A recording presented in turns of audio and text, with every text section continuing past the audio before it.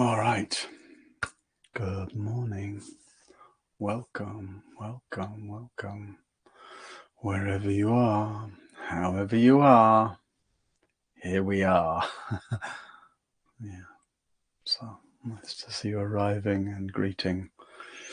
If you haven't been here for a while, then it sounds like I just saw in the comments some of you noticing that it's a little more complex to get in to this platform. It's only complicated the first time. After that, it's one click or two clicks, I think. Once you're registered, you get a reminder email every morning and you just click on that and it brings you right here. Yeah. All right. Well, this week we've been just taking different Buddhist terms, different Pali words or Sanskrit words, and just reflecting a little on the meaning and using that as a way to open up our meditation practice and also to lead us into the day with the reflections of those different elements. And earlier on in the week, somebody asked that one of those terms be bodhicitta, bodhicitta. And I said, we'll do that on Friday.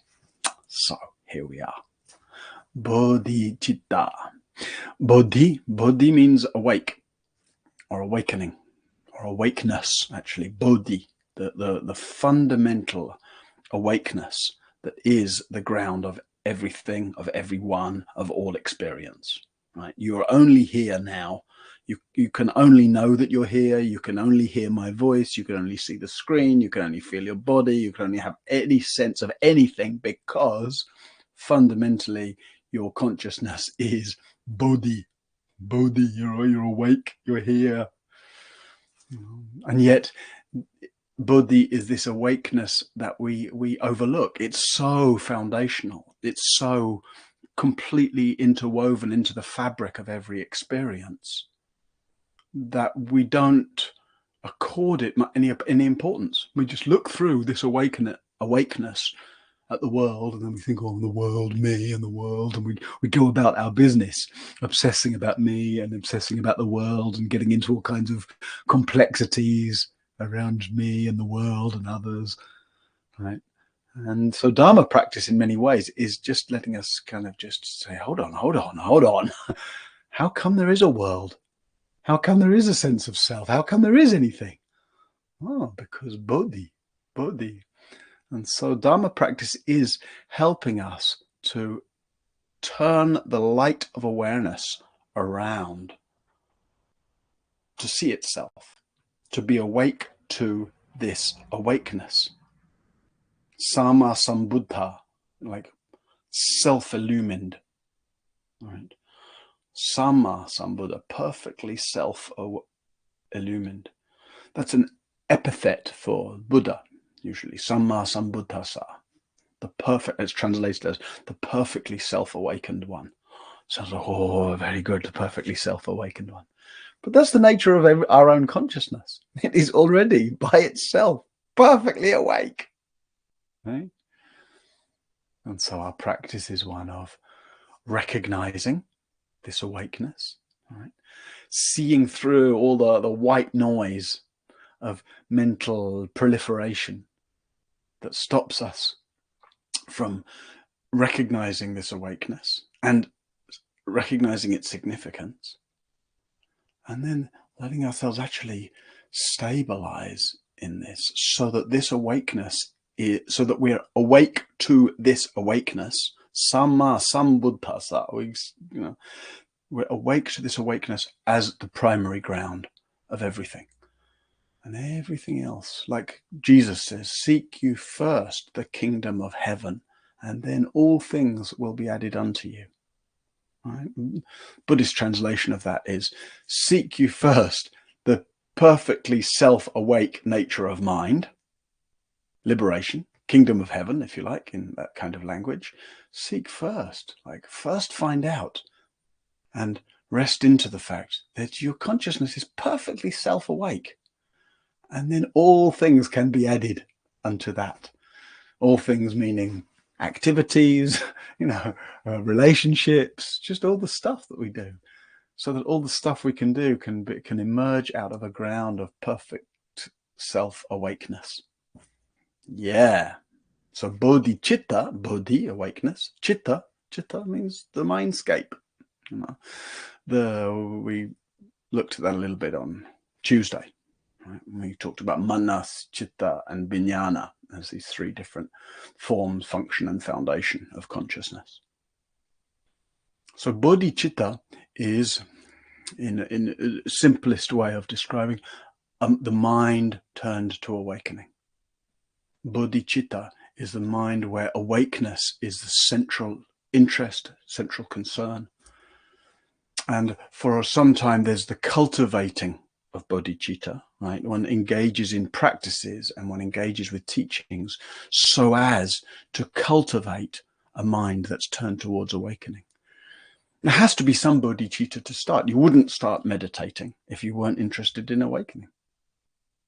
Or maybe you would, maybe, you know, increasingly in a sort of secularized landscape of mindfulness practice, people increasingly discover meditation because of some kind of mental health concern or psychological well-being interest. But if you go even a little way down that path, you find that, oh dear, oh dear, I'm not going to get a great deal of psychological well-being from Dharma practice, you know? Or actually I will down the line, but it'll be a happy side effect. That actually real Dharma practice is designed to be a little psychologically destabilizing. It's designed to question, who am I? What is reality? You know, oh my God, I'm responsible for all my own thoughts and all my reactivity. And I can't really go around blaming everybody else anymore for why I feel angry or sad or lonely. It's like, oh, you know, that's, yeah, it's often not very psychologically comforting, at least at first. But it's so much more to offer than psychological comfort. Psychological comfort is a sort of woolly blanket of, you know, delusion. Right? So actually, we find real freedom in giving up the hope for psychological comfort and instead, you know, realizing and trusting in our fundamentally awake nature. And then we realize, oh, nothing can really go wrong. I mean, everything can go wrong, but that's okay. You know, aging and health and stability of various things. And, you know, and then at the end of all that, I'll die. But that's not things are going wrong. That's just things going. And meanwhile, here I am right in the midst of this pristine awakeness that is animating consciousness. Amazing. So, as I say, there's some bodhicitta at the beginning that is where the mind is interested in awakening. And then we learn practices and we absorb teachings of how to keep the mind orientated to awakening. We get glimpses of that awake nature. We learn to just keep letting go of our little petty obsessions and reactions and stories and dramas and tensions and deliriums. And so we cultivate a fuller sense of bodhicitta. And then bodhicitta comes to fruition, I would say, when when that is the orientation of every moment, of every activity, of every situation, right? Where one is filtering, one's whole experience is being processed and digested through the fact that it's happening in awakeness. And then we're still doing all the normal stuff. You're working and maintaining relationships and getting into conflict with people sometimes and trying to do things that don't work out and, dealing with one's biological impulses around sex and security and socializing and approval and gratification and all of that stuff. But it's like, that isn't primary anymore. It can't ever dominate the consciousness anymore. Because what's dominating or what's suffusing the consciousness is the awakeness in which it's all happening.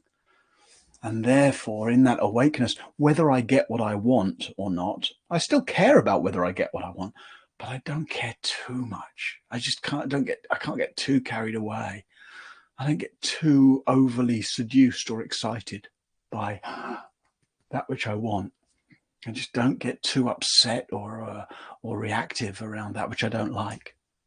Because it's like the awakeness of being here is so much more real and has so much more dimensionality than just my beliefs and my wishes and my identities. Yeah. Bodhicitta, mind turned towards awakening, and then increasingly the mind that's grounded in awakening. So I would say that's what bodhicitta is. But if you're familiar with the traditions, you may be used to a more orthodox view, which is that something about bodhicitta is when you care about all beings, and when you've resolved to liberate all beings, and that you won't take full enlightenment yourself until all beings are liberated. Very nice, beautiful, but it's a little convoluted, right? It's a little based in too many ideas and dogmas. Real bodhicitta, the experience of bodhicitta, is when one's not bothered about all beings. One's just bothered about the awakeness in which all beings and oneself and the entire fabric of reality are all so intimate in that one's not making distinctions around here and there, around time and space, around when all beings are enlightened. Those are all just convoluted ideas. So they might be helpful to generate a sense of care and compassion and motivation, but fundamentally, bodhicitta is bigger and vaster than a sense of oneself and others, and a sense of past, present, future. The mind of awakening, grounded in awakening, open to awakening, established in awakeness. Yeah. So thank you for asking about it. And traditionally, then, related to bodhicitta, there's the chant of the Bodhisattva vows, which we've often done here, and some of you love, and I think we'll chant it this morning as we go into meditation. So you can join with me, or you can just listen. If you don't like the words or don't feel comfortable, just make sound. Just so you get the benefit of the chanting, which is to do with opening your throat, opening your chest, opening your belly, and so that the sound gets to really open up the inner channels. And then you'll notice the effect of that when we sit together after the chanting. So if we could have the chant appear. We'll go through the whole thing. You can follow along with me, as I say, and then we'll have some meditation. And I'll just point a little bit as we sit together to Bodhi, the awakeness at the heart of all our experience. Countless are living beings, I vow to row them all to the further shore. Countless are the poisons, I vow to purify them all. Countless are the teachings, I vow to understand them all. Countless are the blessings, I vow to bow my heart to them all. I know the road is endless, I vow to walk it to the very end. Yes, though the road is endless, I vow to walk it to the very end. Om Ahum Saguru Brahma Siddhi Hum. Om Ahum Saguru Brahma Siddhi Hum. Countless are living beings, I vow to row them all to the further shore. Countless are the poisons, I vow to purify them all. Countless are the teachings, I vow to understand them all.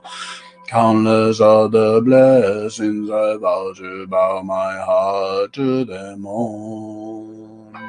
I know the road is endless, I vow to walk it to the very end. Yes, though the road is endless, I'm about to walk it to the very end. Oh, my home, go to Bamazide home. Oh, my home, go to Bamazide home. Countless are living me, I'm about to roll them all to the shore. Countless are the poisons, I vow to purify them all. Countless are the teachings, I vow to understand them all. Countless are the blessings, I vow to bow my heart to them all. I know the road is endless, I vow to walk it to the very end. Yes, though the road is endless, I vow to walk it to the very end. Oh, my home, I go to my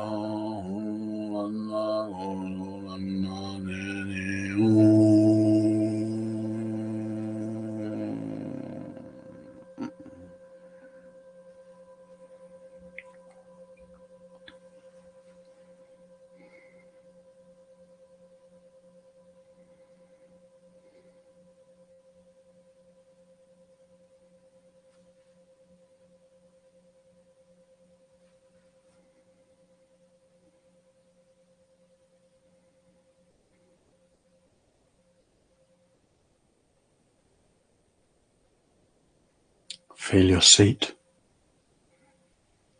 Settle into your posture.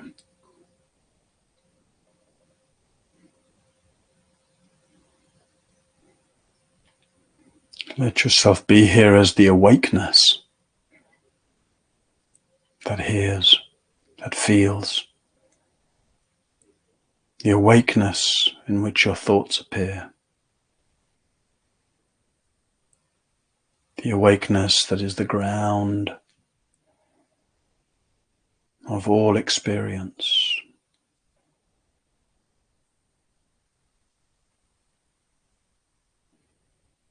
Awake in your breath.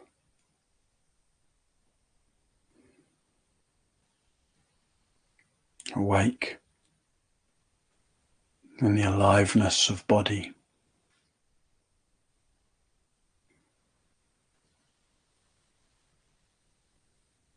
Awake right here, like this.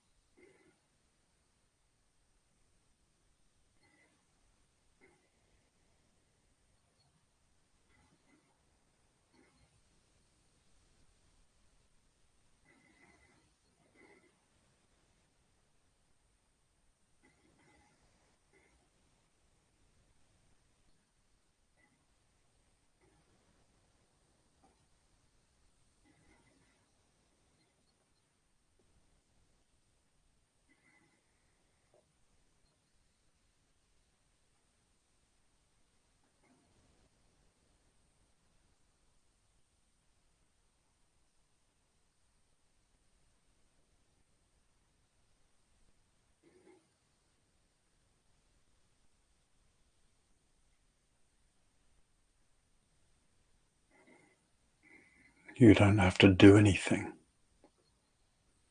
to be awake.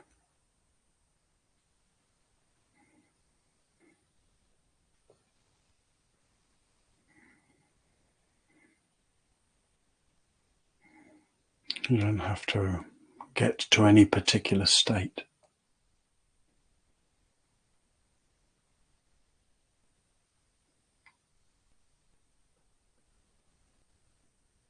Be awake where you are.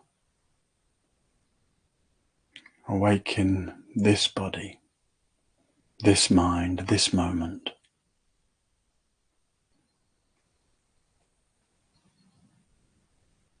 Awake without struggle. Awake without searching.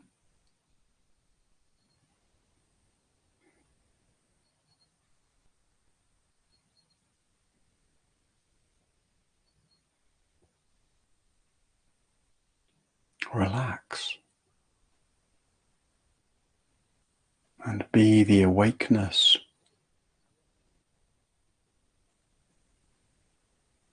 that knows.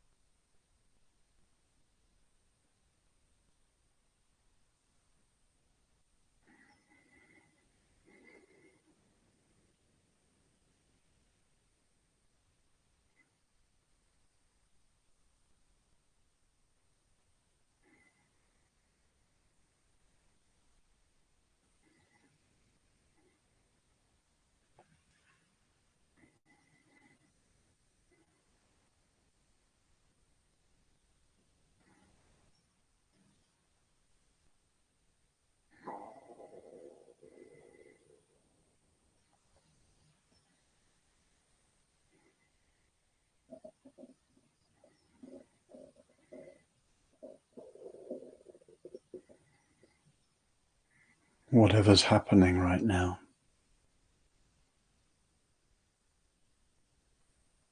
the very fact you can recognize what's happening is because of the awakeness in which it's happening.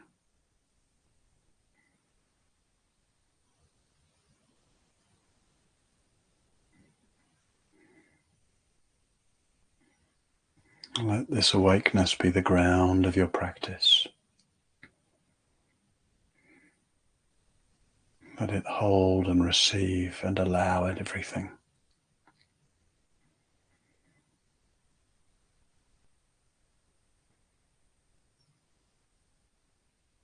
All experience comes and goes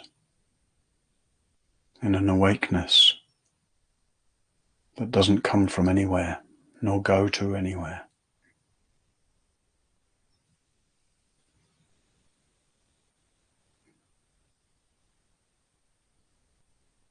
An awakeness that's always and only and completely right here.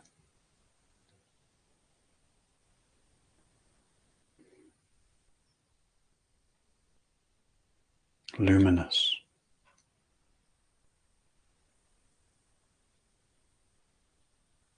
Vast. Incomprehensible. Irreducible.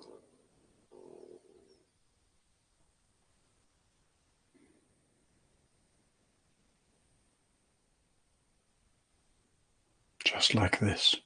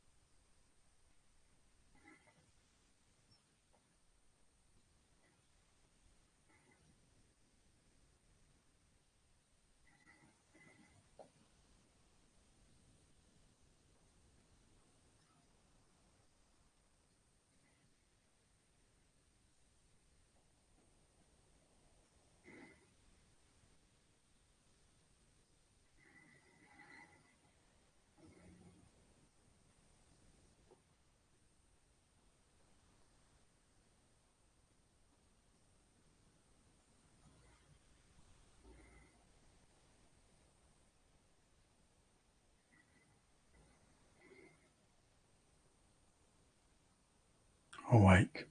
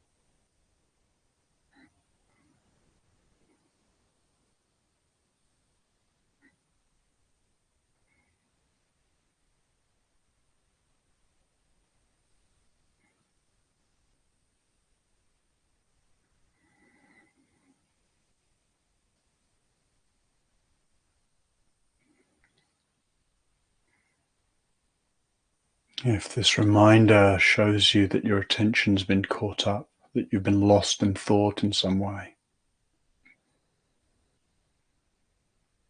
and that your thought streams have covered over that fundamental awakeness, notice that it was never really absent. Just like the sky doesn't vanish when clouds get in the way. The clouds only seem to obscure the clear, open sky of awareness. Awakeness is like this.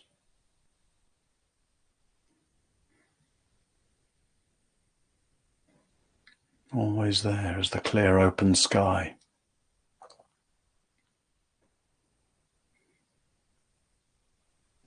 Even while the clouds of thoughts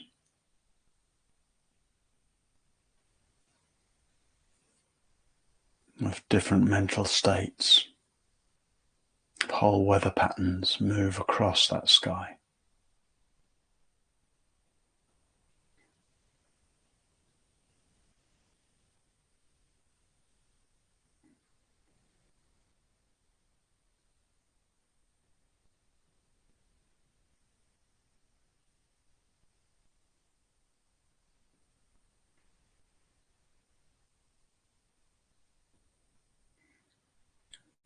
So whenever your attention's pulled away and you notice that, you just re-establish yourself as the open sky that is Bodhi, awake.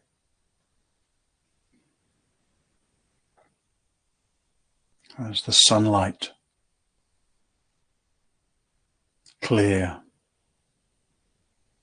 warm, bright, of awareness.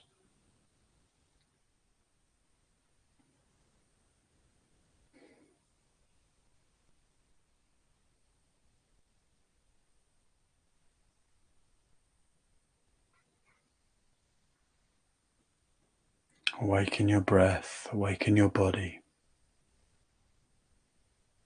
Awake in the midst of whatever's happening.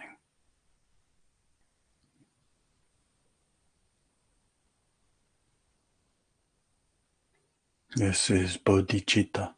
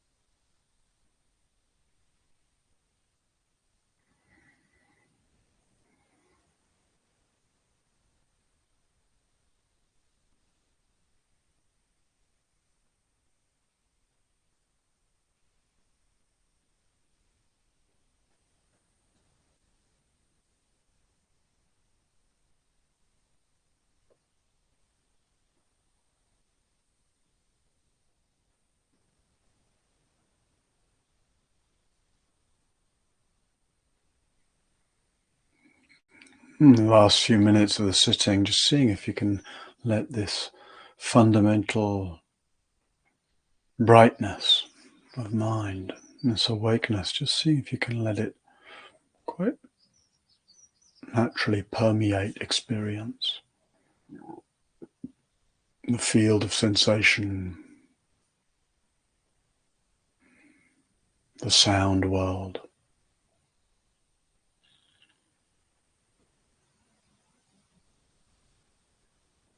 This whole theatre of experience that we call my life.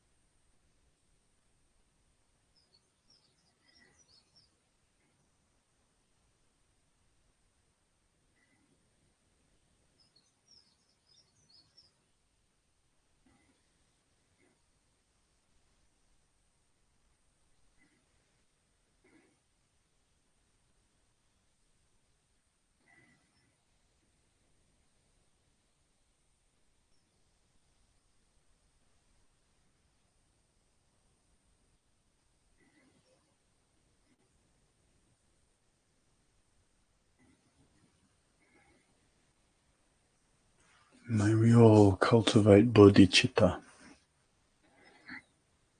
May we all recognize the perfectly self-awake nature of our consciousness.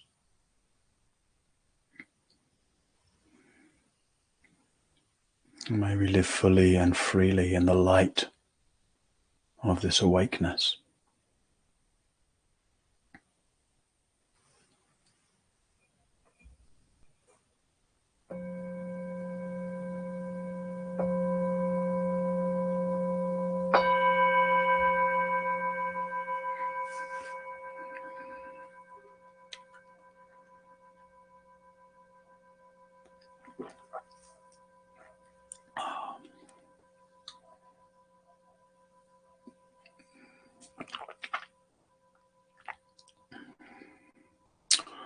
All right.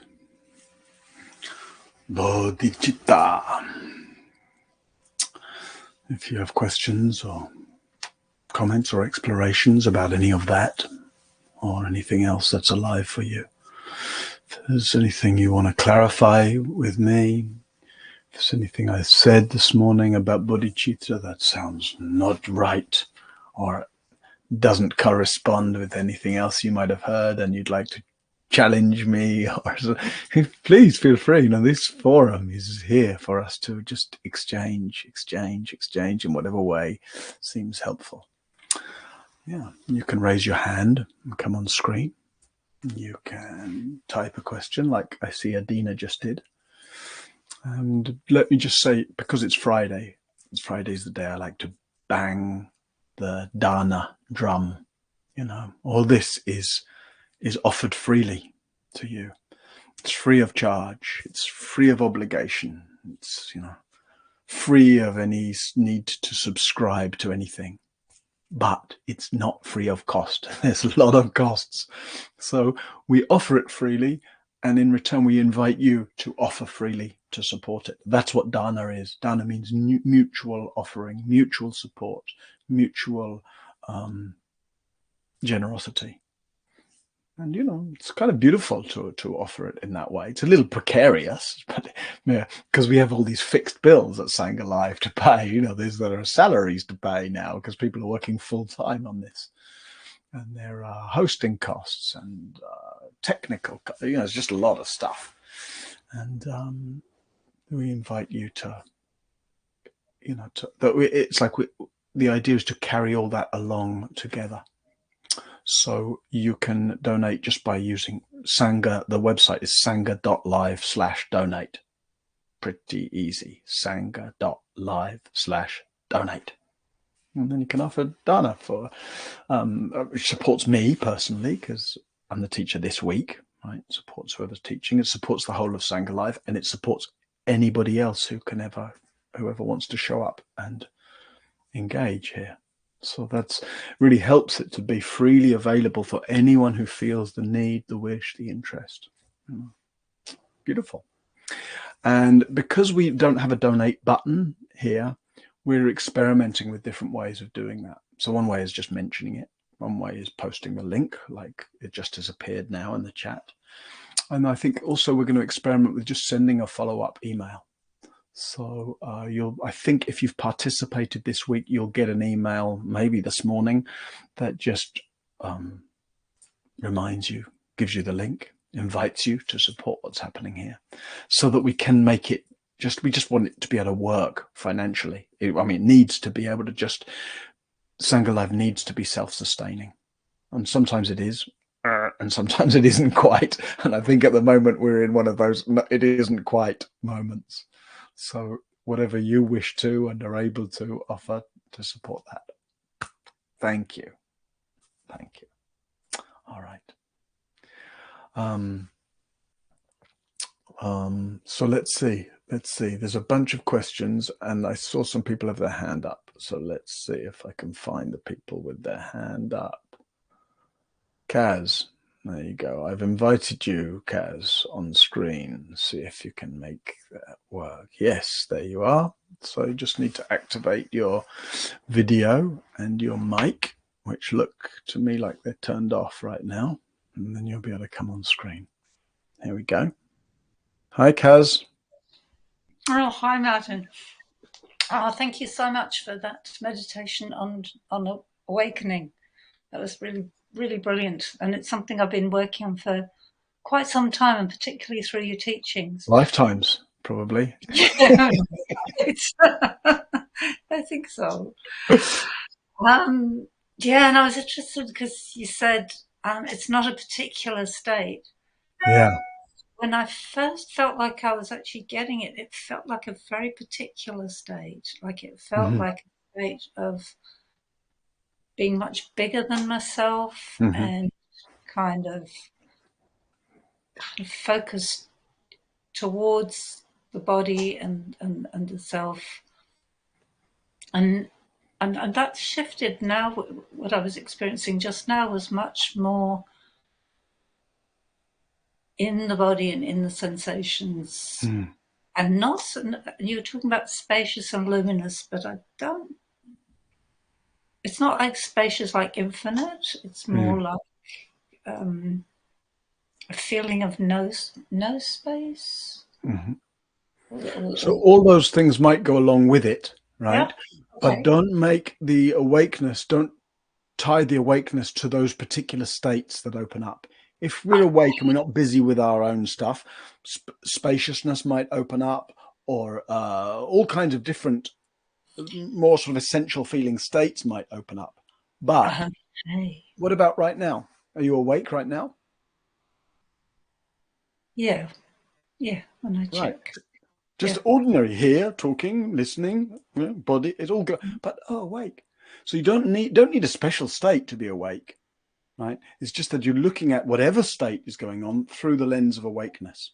That will tend to open up more expansive states, but you don't need the expansive state. Don't wait for an expansive state and look for awakeness there. No, just find the awakeness where you are, which is happily enough always right here. I think I was, and sometimes I get the experience of I'm looking out my own eyes, that kind of, so the spatial kind of thing that happens, and that I've had on and off all my life. Yeah, yeah. So all those states can happen, right? But Yeah. also look for the awakeness, or notice the awakeness in the ordinary. Filling the kettle, sitting here right now, Okay. feeling your clothes on your shoulders. How can you feel that blue thing on your shoulders? Because you're awake. Yeah. Okay. Yes. And it sometimes seems to be incredibly mysterious and strange, which is kind of what I'm feeling right now. Well, But it that's can be, wonderful. because when one goes in deep, if you go deeply into the implications can be very mysterious and kind of cosmic, but you can also get lost in the cosmicity of things. So, ground it in the ordinary, ground yourself in the ordinary, ground yourself in the ordinary. And then what you'll find is that you can go very cosmic, but also all that stuff starts to feel ordinary as well. So that being able to include all kinds of dimensionality in your experience will be more and more ordinary, but ground it in the very ordinary. Make the ordinary is more precious than we think. I'll reflect on that, because my sense of it is that there's an extraordinary about noticing. So I will do that grounding in the ordinary and just see what happens. There's a Zen saying, I can't remember which of the Zen poets it was now, but it's like, before awakening, mountains are mountains and rivers are rivers. And then mountains and rivers become the great radiant empty display of a freely unfolding universe. And then mountains are mountains and rivers are rivers again. That's lovely. Right? So you go through the kind of wow cosmic stuff, and you learn to ground it in the ordinary. But that second mountains are mountains and rivers are rivers isn't the same as the first. But it's living the great radiant empty display of a freely unfolding universe in just without making a big deal out of it. Just drink your tea, just get up and go to the bathroom when you need to.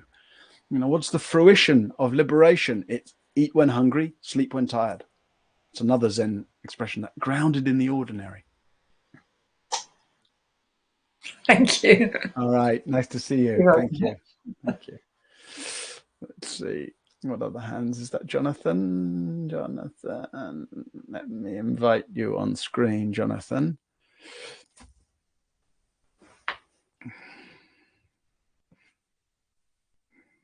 There you go. God, the old coming on screen seems to be working quite smoothly today. Hi, Jonathan. Oh, hi, Martin. Good to see you. Gosh, this is cool having this coming on the screen. So you can see my. So I put the question in the chat as well. But bodhicitta, is that more Mahayana than Theravada? Do you remind me? Yeah, or is there a Theravada equivalent? I mean, I would say Sotapanna is really the Theravadan equivalent. Sotapanna means stream entry, right? But it's that thing where one's orientation. We don't have time to get into what that is exactly, but stream entry is a sort of equivalent in as much as it refers to that bit where one's, in the language of stream entry, bound for liberation. Where, in other words, your right. Your world and your orientation and your mind are primarily grounded in awakeness. So bodhicitta is a term that more comes out of the Theravadan tradition, even though it's it must have its origins, and I don't know so much the etymological textual origins, but bodhicitta is bodhicitta. It sounds more Pali than Sanskrit to me. And the Mahayana usually takes its origins from Sanskrit. So I'll check it out, because I'm not quite sure about but it's certainly used much more in the Vajrayana tradition or Mahayana tradition generally. Yeah. And then just following on from the previous question, it's I feel like sometimes I feel like dissociate when I focus on more bodhicitta than say metta, or that I guess I think you answered the question by saying antidote to being too mental is trying to be more grounded in the practice. But yeah, sort of maybe dissociating, maybe due to past complex trauma, PTSD, that kind of stuff. I guess it's trying to be skillful around that, isn't it? I guess, but I feel I'm going in my head already. Yeah. So two ways of being skillful. One is if you know that there's some complex trauma in the background, you know, I've talked about this before, then to explore some modality that works explicitly with that, more explicitly and more directly than meditative practices do. Right. And then within the meditative practices, grounded in simple and the immediate, like we were just saying with Kaz, but also a lot of emphasis on simplicity and gentleness, like simplicity and gentleness. Because otherwise the tendency is, like you say, to go up and get complex and over mentalize things. Simple and gentle. You know, that's always, for anybody in any condition, that is a one foolproof instruction. Nobody can go wrong being simple and gentle. You know, and so it's like, you know, just after, as we finish the class today, when you get up and to go to what's next, and you must start making your breakfast or whatever you're doing, it's like, what does it mean? Find out, how can you do what you're doing next simply and gently, like gently in the way you pick up the kettle. That'd be an expression of gentleness. It's like the feeling of self-care. You're caring for the kettle, but you find you're also caring for yourself, and you find you're also caring for the entire universe by the quality of a simplicity and gentleness in the movement, in the gesture, in the action, in the thinking. And then when you find that you're not doing that, being busy with it, oh yeah, I've got to be simple and I've got to be gentle, and how do I do that again? That's not simple or gentle. That's busy and complicated. So you keep coming from that back to a kind of embodied, felt sense of simple and gentle. Simple and gentle. Write it on your fridge, Jonathan. Keep it central. Simple and gentle. Yeah. But just gentle. Simple and gentle. But you said that body central thing in the today. I mean, but what about love? Like romantic, platonic, family love? Am I overcomplicating it? How does love fit into bodhicitta and easily? Satipatthana? You carry on doing all the things you're doing, like you said earlier, relationships, the activities, etc. But they're done from that ground of awakeness, right?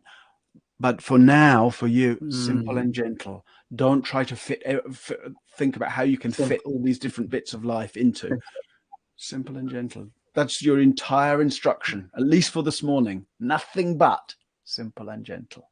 Okay. All right, good. Thank you. I appreciate it. Yeah, thank you. All right. I think there was also some typed questions, but time is there and I didn't manage to get to them.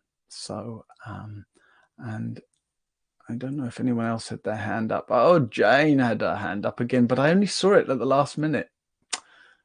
Destined to try many times, Jane, and only get through occasionally, it seems. All right. Hey, thank you for your presence and your practice this week. I've appreciated being here. I've appreciated your enthusiasm. I've appreciated your patience when the tech has been a little difficult for some of you. And I'm sorry if you haven't been able to manage much patience at times when that's been the case. I won't be here next week, but Zohar will be. Zohar Levy will be guiding the practice. So please, come along. Teachings are here, practices are here, community is here. It's all here. So be here with it. There are a couple of other things I'm doing this month. I'm speaking at the trauma conference, and I think Sangha Live has sent out some link about that. And I'm also teaching in London live and in person in a couple of weeks, I think, with London Insight. So if you're in London and you want to come along, please do. If there's any spaces left, that's on the 23rd of Feb. Yeah. And I'll be leading a day of practice here at Sangha Live, not tomorrow, but next Saturday. I can't remember the theme now, but I'm sure it's good. So, I think it's about energy, working with energies and making sense of energies in different ways. It's physical, emotional, and psychological energy patterns. All right.